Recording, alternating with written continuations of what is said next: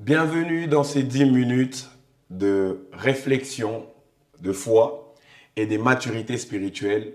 Bienvenue dans votre émission Vivre par la parole. Cette émission qui vous permet de grandir spirituellement et de grandir dans votre foi.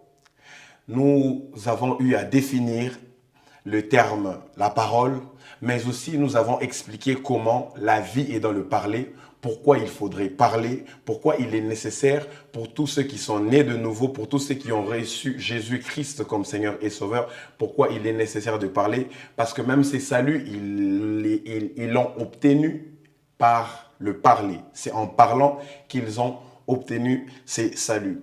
Alors, vu que nous avons parlé de toutes ces choses, alors nous aimerions maintenant passer à une autre étape où nous serons en train de parler de cet homme-là. Celui qui a parlé, celui qui a confessé que Jésus-Christ est Seigneur. Celui qui est né de nouveau. Nous allons maintenant parler de cet homme-là. Celui qui est maintenant vu aujourd'hui comme un enfant des dieux. C'est de lui maintenant que nous allons parler et de tout ce qu'il y a autour de lui. Alors, pour aujourd'hui ou pour cette semaine, nous avons un sujet particulier que nous allons vous proposer. Ce sujet est naître d'en haut. Naître d'en haut.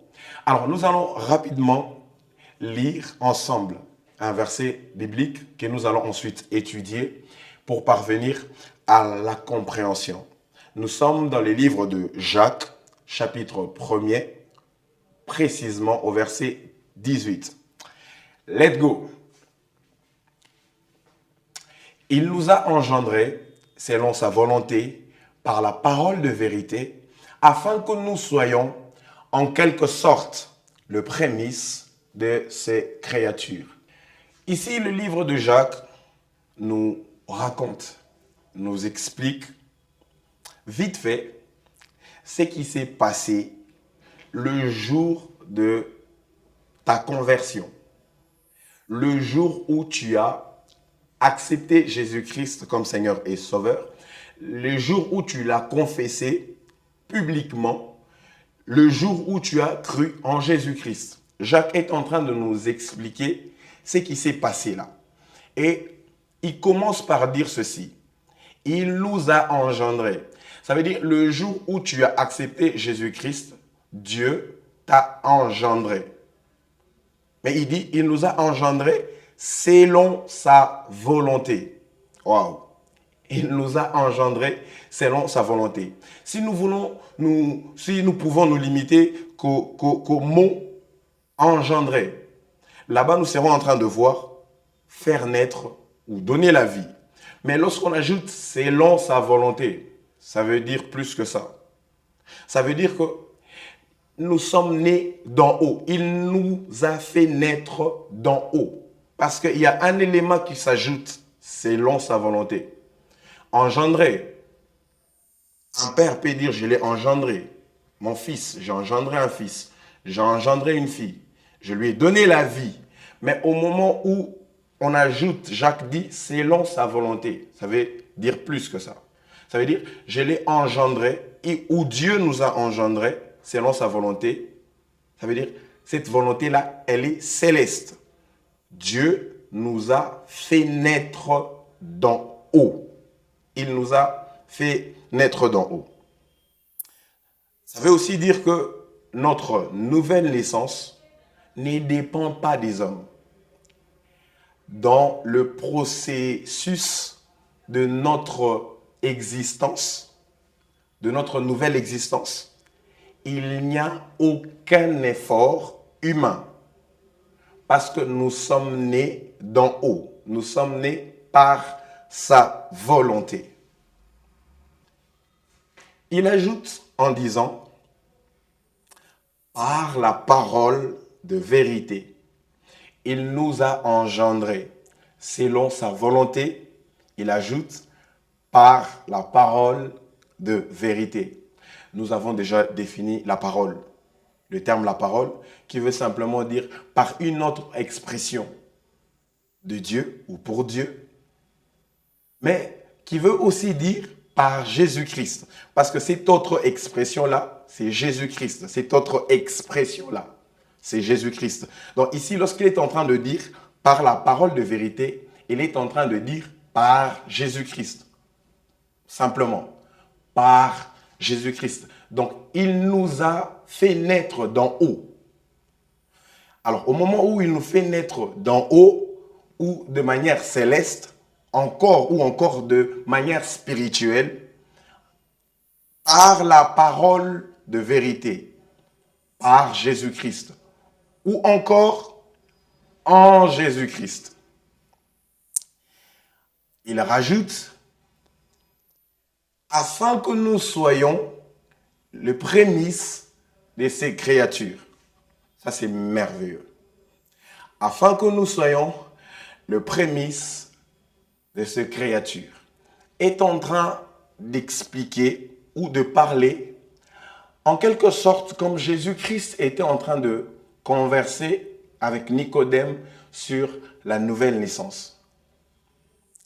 Il explique comment il doit y avoir transformation. Il explique comment il y a transformation lorsque quelqu'un rencontre ou fait sa rencontre avec Jésus-Christ. Il n'est plus la même personne. Il y a quelque chose de nouveau qui vient à l'existence. Et ça se fait par la parole. Et ce changement, cette transformation, cette vie nouvelle n'est pas un effort humain, mais émane de la volonté totale de Dieu. Mais il dit que afin que cette personne nouvelle soit en quelque sorte le prémisse de ces créatures. Vous savez, dans la culture juive, les premières récoltes offertes à Dieu, vous savez, dans la culture juive, les premières récoltes offertes à Dieu étaient symbole de consécration et de promesse d'une grande moisson. Mais lorsque Jacques est en train de dire ici, afin que nous soyons le prémisse de cette créature, ou en d'autres termes, comme d'autres versions le disent, afin que nous soyons le premier de cette créature. Ici, on est en train de parler d'une nouvelle création qui est en Jésus-Christ. Et dans cette nouvelle création qui est dans la parole, qui est en Jésus-Christ, nous qui avons cru, ou nous qui croyons, nous qui acceptons Jésus-Christ, il fait de nous les premières. Ça veut dire qu'il nous met au premier rang.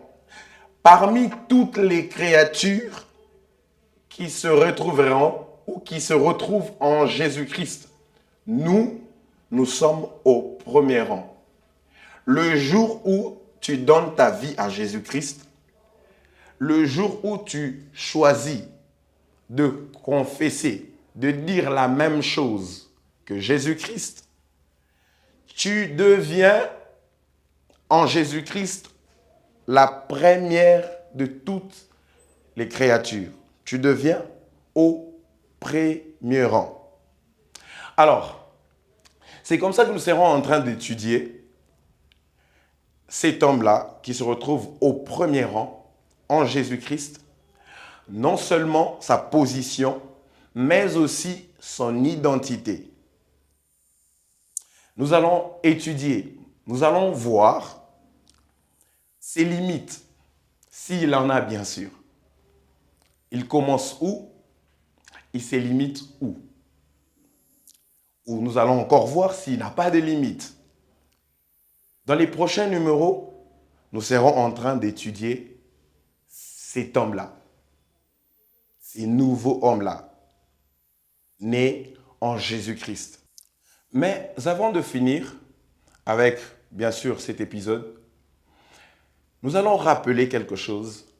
Comme nous l'avons dit tantôt, la conversation de Jésus-Christ avec Nicodème. Nicodème qui ne pouvait pas s'empêcher de demander à Jésus-Christ, est-ce que cet homme né de nouveau doit-il revenir dans le sein de sa mère pour renaître à nouveau? Non.